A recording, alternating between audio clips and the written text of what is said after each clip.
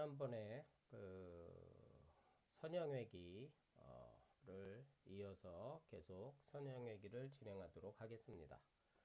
자, 지난번에 어디까지 했냐면 저희가 이런 데이터가 주어졌을 때,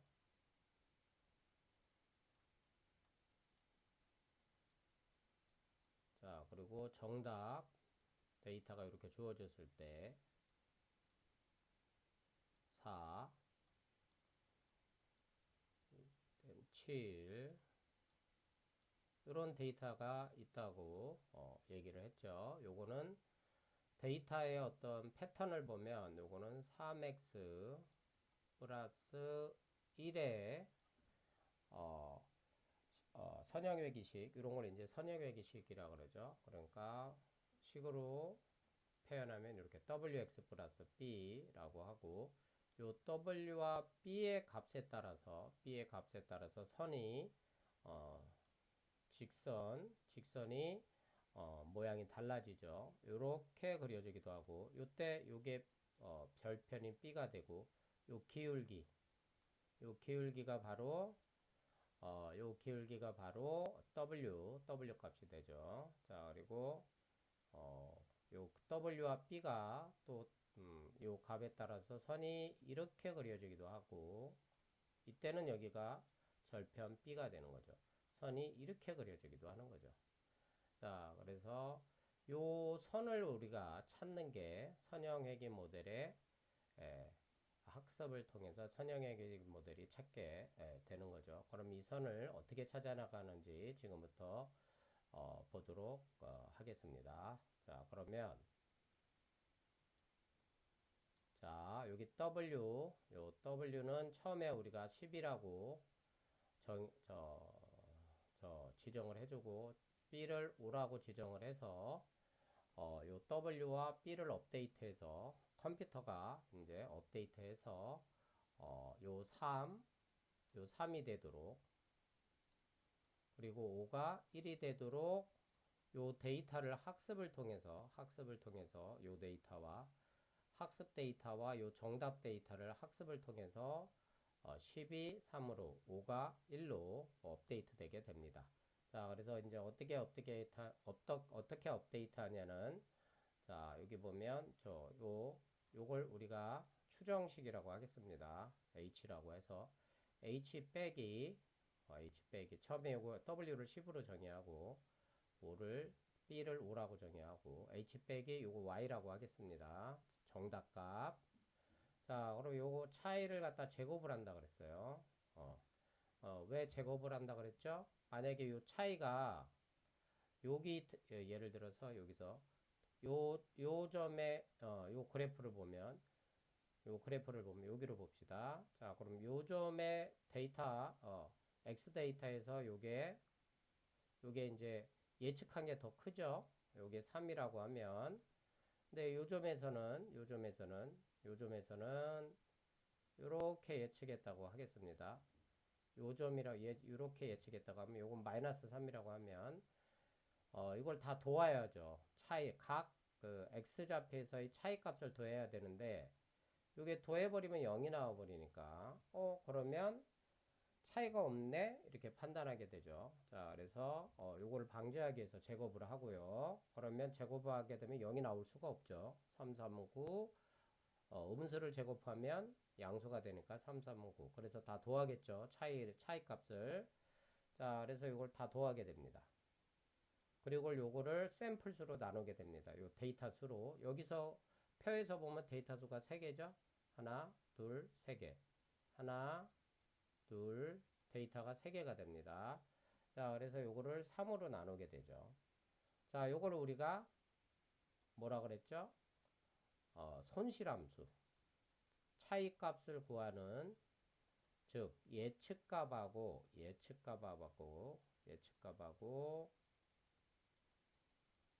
요 정답값, 요 정답의 차이를 구하는 손실함수다. 요 예측값하고 정답의 차이를 손실이라고 그랬어요. 혹은 비용.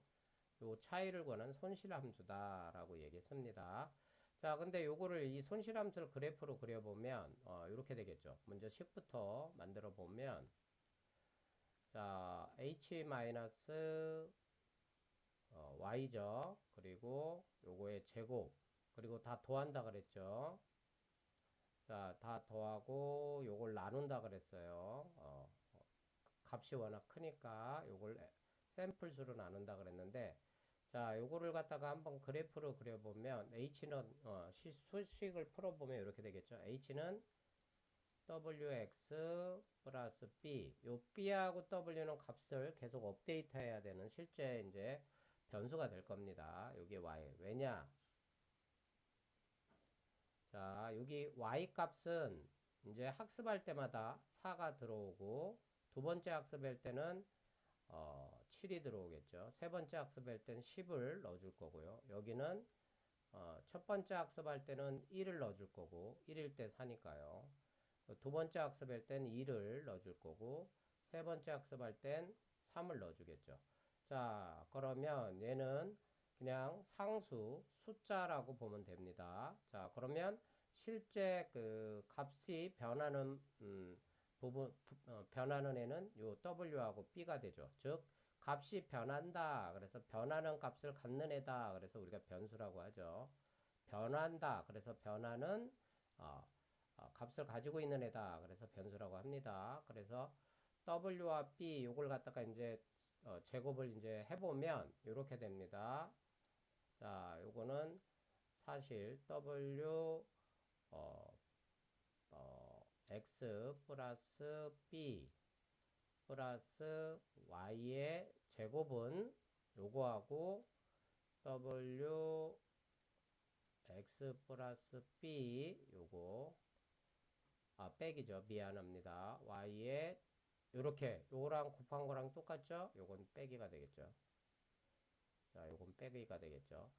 자, 그래서 여러분 이해를 돕기 위해서 여기는 어차피 얘는 숫자이기 때문에 요걸 숫자로 처리를 할게요. 자, 그러면 이렇게 처리를 할게요. W 플러스 둘 다 얘 X는 1이고요. Y는 백이죠. Y는 4가 되죠. Y는 4가 되고 W 플러스 B 빼기 4가 되죠. X가 1이고 Y가 4일 때를 여기 수식을 만들어 보면 자, 그럼 얘랑 곱하고 얘랑 곱하고 그 다음에 얘랑 곱하고 얘랑 곱해서 계산을 해보면 어떻게 나옵니까? 이렇게 나옵니다. W 플러스 B의 제곱 빼기 8이죠. 이제 8W 플러스 B가 되고 플러스 16이 됩니다. 계산을 해보면 자, 그럼 이걸 또 이제 이걸 또 제곱을 하니까 W 제곱 플러스 2WB 플러스 B의 제곱 빼기 8W 빼기 8B 플러스 B죠. 여기 모자라서 플러스 16이 됩니다. 즉, 이 식을 보면 얘가 변수라 그랬어요. W하고 B는 변하니까 이 식을 보면 얘는 W와 B의 함수입니다. 자, 근데 여기 보면 요 제곱, 즉 2차항이죠.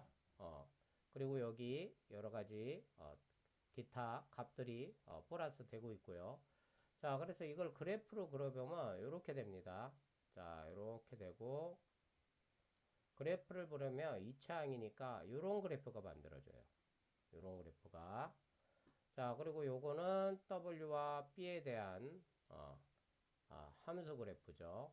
자, 그래서 자, 우리가 미분할 때 요 두 개, 이것도 W에 대한 함수이고 B에 대한 함수이니까 먼저 W에 대해서 미분하고 그 다음에 이제 B에 대해서 미분하죠. 그래서 이런 편미분한다 그러는데 W에 대해서 미분할 때는 B는 상수로 처리되고 B에 대해서 미분할 때 W는 상수로 처리입니다. 간단하게 아까쯤에 w제곱 플러스 b제곱 플러스 예를 들어서 아까쯤에 뭐 4wb라고 할게요. 그냥. 자, 그러면 요걸 w에 대해서 편미분하면 어떻게 나오느냐? 2w 얘는 상수 취급하니까 0이죠. 플러스 얘는 뭐가 됩니까? 4b가 되죠. 4b가 됩니다. 자, 그리고 요거를 요 비용함수를 w에 대해서 미분한 거죠. 비용함수 코스트를 요게 얘가 됩니다.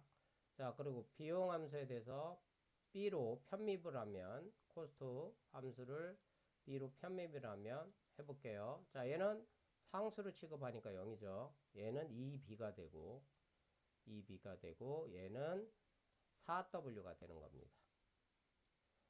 자, 요게 이제 b로 편미분한 미분값이고 요게 w로 편미분한 미분값이 되는 겁니다. 자, 그래서 이렇게 각각 변수에 대해서 편미분해서 그 미분값을 구해서 업데이트하게 되는데 w와 b를 자, 그러면 자, 먼저 w에 대해서 미분한다고 해볼게요. w에 대해서 미분하면 여기가 w가 되겠죠. x축이. 그리고 여기는 비용함수값 아까쯤에 뭐 h-y의 제곱 그리고 요걸 서메이션 한 거. 자, 그리고 물론 이제 n분의 1로 나눠주겠죠. 관측치의 수로. 자, 요거를 미분해보면 자, w가 우리가 처음에 10이라고 가정을 했었죠. 10에서 출발한다. 그럼 여기가 10이라고 하면 자, 여기서 미분값을 구하는 겁니다. 자, 미분값을 구해서 어떻게 하느냐? w를 업데이트 합니다. 자, 처음에 w가 10이었죠. 자, 그 다음에 10이었는데 여기는 미분된 값을 넣어야겠지. 업데이트한 값을. 자, w가 처음에 10이었죠. 그 다음에 여기에 람다를 곱합니다. 람다를 곱하고 자, 요거를 w에 대해서 미분합니다. 어떤 걸? 요 비용함수를 코스트라고 할게요. 요거를 w에 대해서 미분하면 어떻게 돼? 미분값이 나오겠죠? 미분값이 아까쯤에 어떻게 나왔죠? 그 나온 값 공식을 그대로 사용하면 요 값이 나오겠죠? 거기다 요 학습률을 곱해서 학습률을 뭐해서 w에서 뺍니다. 10에서 뺍니다. 예를 들어서 이게 요 값이 학습률 곱하기 요 값이 만약에 2였다. 그러면 w는 얼마로 업데이트 돼요? 바로 8로 업데이트 되는 거죠. 자, 그러면 자, 여기 처음에 w가 10이었을 때 자, 미분을 했어. 그러면 w가 10이었을 때 w는 얼마로 업데이트 돼요? 8로 업데이트 되죠. 자, 그럼 이렇게 8로 여기가 이제 8이죠. 여기 10이고 여기가 10이었고요. 그럼 또 이제 w 요 지점에서 이제 또 업데이트를 하는 겁니다. 자, 그러면 w가 8이었고요. 현재 w가 8이었고 요걸 미분값을 또 미분값이 요번에는 뭐 1.5라고 하겠습니다. 자, 그러면 요거는 w가 6.5로 업데이트 되겠죠. 그럼 여기 6.5 여기 6.5 이런 식으로 업데이트하면 업데이트해 나가다 보면 w가 결국에는 어디로 가게 됩니까? 쭉쭉 내려가면서 여기로 w가 업데이트 되겠죠. 이때가 뭡니까? 기울기가 0 아닙니까? 0. 자, 이때가 여기가 비용함수죠. 이때가 요 비용값이 가장 작은 곳이죠. 자, 이게 만약에 비용값이 여기가 1000이라고 하면 여기는 뭐 한 500 정도 된다고 하면 그러니까 요 비용함수 값이 가장 작은 부분이 요쪽 여기 기울기 미분했을 때 기울기가 0인 부분이죠. 자, 이때 w를 예를 들어서 우리가 3이라고 가정을 하면 요 3을 찾게 되는 거죠. 결국엔. 그래서 요 3을 찾는 게 목표였죠. 이런 식으로 b도 업데이트하게 되는 겁니다. 자, 요런 걸 우리가 뭐라 그러느냐? 경사하강법이라고 합니다. 경사하강법. 요 경사하강법을 통해서 업데이트하게 되는 거죠. 자, 그래서 요거를 갖다가 그러면 이제 요 남다에 대해서 좀 설명을 하면 요 남다는 학습률이라 그러는데 요걸 지우고 다시 설명을 하겠습니다. 자, 남다는 학습률이라고 그러는데 이 남다는 요 그래프에서 보면 자, 아까쯤에 공식 다시 적으면 자, W를 업데이트할 때 요 공식에 의해서 업데이트하죠. 요 업데이트된 새로운 값이라고 하면 new 자, W 플러스 여기 람다 먼저 학습률을 곱해 줄게요. W 곱하기 학습률을 곱해 주고요. 곱하기 W에 대해서 미분을 하죠. 누구를? 비용함수를 미분을 하면 할 때 요 람다를 학습률이라고 그러는데 영어로는 러닝 레이트 영어로는 러닝 레이트라고 합니다. 한글로는 학습률이라고 하고 자, 요 학습률은 뭐냐? 바로 이제 여기 내려갈 거 아닙니까? 미분하면서 요 W 값이 이쪽으로 이동하겠죠. 물론 W 값을 처음에 여기로 잡았어. W 값을 처음에 여기로 잡으면 오른쪽으로 이렇게 내려가겠죠. 그러면 W는 증가하는 거고 W 값을 초기 값을 여기로 잡았으면 왼쪽으로 이렇게 내려가니까 W 값은 감소하면서 여기를 찾게 되는 거예요. 자, 그럼 이제 요 학습률이라는 게 뭐냐면 자, 요게 내려갈 때 하강할 때 얼마만큼 하강할 거냐 이거야. 예를 들어서 그 간격을 얘기하는 거야. 얼마의 폭으로 내려갈지 요 람다의 값에 따라서 결정이 됩니다. 우리가 이제 예를 들어서 뭐 산에 올라가서도 뭐 천천히 간다 그러면 이제 조금 보폭으로 내려갈 거 아닙니까? 산에서 내려올 때. 근데 좀 급한 일이 있어. 빨리 내려가서 뭔가 일을 처리할 게 있어. 그럼 어떡합니까? 보폭을 크게 해서 내려가겠죠. 그럼 더 빨리 내려가고 그렇듯이 요게 하강하는 폭을 결정하는 값이 요게 학습률입니다. 근데 요 학습률은 우리가 정합니다. 요 W와 B는 컴퓨터가 학습을 통해서 이제 업데이트 하지만 요 학습률은 우리가 지정해 줍니다. 근데 딥러닝에서 요 학습률은 보통 얼마를 주느냐? 디폴트 값이 0.001을 보통 사용합니다. 자, 그리고 또 이제 이 학습률을 갖다가 지정할 때 중요한 게 뭐냐면 자, 그림을 좀 다시 한번 그려볼게요. 자, 그림을 좀 예쁘게 그려야 되는데 자, 이렇게 있다고 하면 자, 이렇게 내려갈 때 자, 요런 현상이 일어납니다. 만약에 학습률을 작게 했어. 예를 들어서 0.0001 이렇게 해서 자, 그러면 자, 미분한 값이 있을 거 아닙니까? 미분한 값에다가 학습률을 곱한다 그랬죠? 이렇게 학습률을 곱해요. 근데 예를 들어서 미분한 값이 1000이야. 1000이라고 할게요. 자, 근데 저기 뭐야? 학습률이 0.000001이야. 자, 그럼 이거 곱해 보세요. 0.00 곱해 보세요. 그러면 엄청나게 작은 값이 나오겠죠. 그리고 만약에 W가 아까쯤에 10이었죠. 처음에 10에서 출발한다 그랬죠. 그러면 엄청나게 작은 값을 빼면 어떻게 돼요? W가 조금씩 업데이트 되겠죠. 조금씩 업데이트 되니까 그 말은 무슨 말이야? 이게 조금씩 내려가겠지. 천천히 내려가는 거야. 천천히. 이 말은 무슨 말이에요? 학습이 W를 천천히 업데이트하니까 학습이 이제 느려지는 거지. 그러니까 뭐예요? 오래 걸리는 거죠. 시간이 오래 걸리는 거지. 컴퓨터가 학습하는데 시간이 오래 걸린다는 얘기고 반대로 자, 요거를 갖다가 예를 들어서 0.9로 했어. 요건 계산할 수 있네요. 1000 곱하기 0.9 해보세요. 그럼 얼마 나옵니까? 얼마 나와요? 900이 나오죠. 900. 에? 근데 아까쯤에 내가 얼마로 했어요? W를 10으로 했죠. 10 빼기 900 해봐. 그러면 여기서 어떻게 돼? W가 갑자기 어떻게 가? 여기라고 하면 W 값이 10 빼기 900 하면 너무 심하게 비약을 했지만 10 빼기 900 하면 마이너스 얼마 돼요? W가 마이너스 여기로 가죠, 여기로. 그러니까 여기 지나쳐, 안 지나쳐?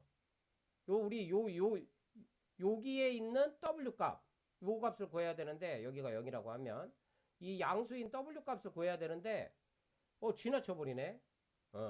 여기 뭐 마이너스 10 빼기 900이니까 마이너스 890. 자, 이런 걸 이제 발산한다고 그래요. 발산한다고. 얘도 너무 심하게 비약적으로 내가 제가 예를 들었지만 이런 걸, 그러니까 요 기울기가 0인 지점을 지나친다. 그래서 우리가 발산한다 그래요. 그러니까 너무 커도 안 됩니다. 학습률이 너무 커도 안 되고 너무 작아도 안 되고, 너무 작으면 학습이 느리고 너무 크면 여기를 지나쳐요. 자, 그래서 짠, 짠, 짠, 짠, 짠, 짠, 여기 가도록. 근데 너무 크면 이렇게 되는 거지. 짠, 여기 왔다가 한 번에 왔다가 짠 왔다가 여기 안 되고 여기 못 구하고요. 이렇게 가는 거죠. 이런 식으로. 자, 그러면 기울기가 0인 지점을 지나쳐 버리니까 못 구하는 겁니다. 학습이 안 됩니다. 자, 그래서 학습률은 보통 0.001을 주로 사용합니다. 자, 그래서 여기까지 어떤 이론적인 얘기는 끝내고, 자, 네 번째 강의죠. 네 번째 강의에서는 텐서플로우 API를 써서, 텐서플로우를 써서 요거를 실습을 한번 하는 시간을 갖도록 하겠습니다. 그리고 직접 코드를 통해서 이 이론적인 내용이 적용이 되는지 코드를 통해서 알아보도록 하겠습니다. 그럼 다음 강의에 계속 하도록 하겠습니다. 감사합니다.